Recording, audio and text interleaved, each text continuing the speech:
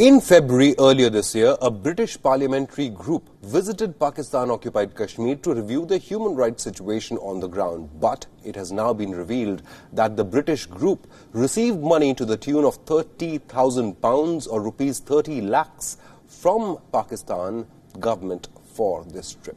Now, Britain's all-party parliamentary group on Kashmir, or the APPGK, is tasked with highlighting human rights abuses in Kashmir. The stated objective of the group is to support the right to self-determination of the Kashmiri people. But the APPGK has always been criticized of being pro-Pakistan. Most of its members are legislators of PoK descent. Not even a single individual of Indian origin is part of this parliamentary grouping.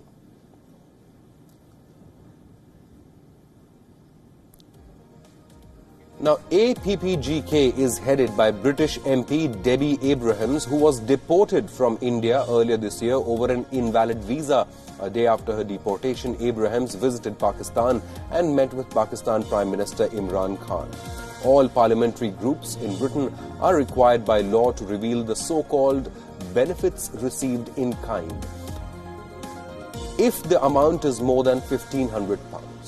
Now, the latest register of parliamentary groups has revealed that APPGK received somewhere between £31,000 and £33,000 for this trip to Pakistan-occupied Kashmir, and that too from the Pakistani government. Reports indicate that this wasn't the first time either. In September 2018, the Pakistani High Commission in London gave almost £10,000 to APPGK for a visit to Pakistan. To put this payment in perspective, we could not find any other instance of payments made by a national government to parliamentary groups, let alone one that is probing human rights abuses in territories occupied by them. Our diplomatic correspondent, Siddhant Sibal, has sent us this report. The all-party parliamentary group on Kashmir, it's a British parliamentary group, received 30 lakh rupees from the government of Pakistan. This money was given for a visit for the parliamentary group led by British MP Debbie Abraham to Pakistan and to Pakistan-occupied Kashmir earlier this year. We know that was a controversial visit because Debbie Abraham wanted to visit before that visit to Pakistan. She was denied the entry to India. She landed, of course, in Delhi, but she was asked to leave the country. She went to Dubai, and from Dubai she went to Pakistan and, of course, Pakistan-occupied Kashmir.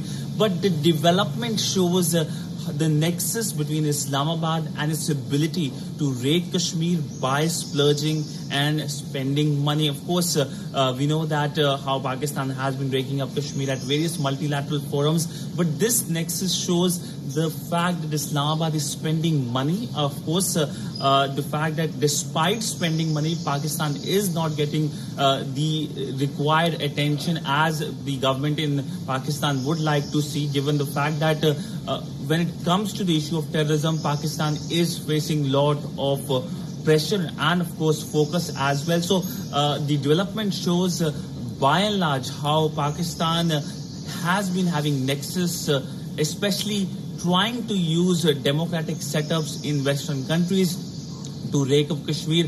But, of course, it is falling flat.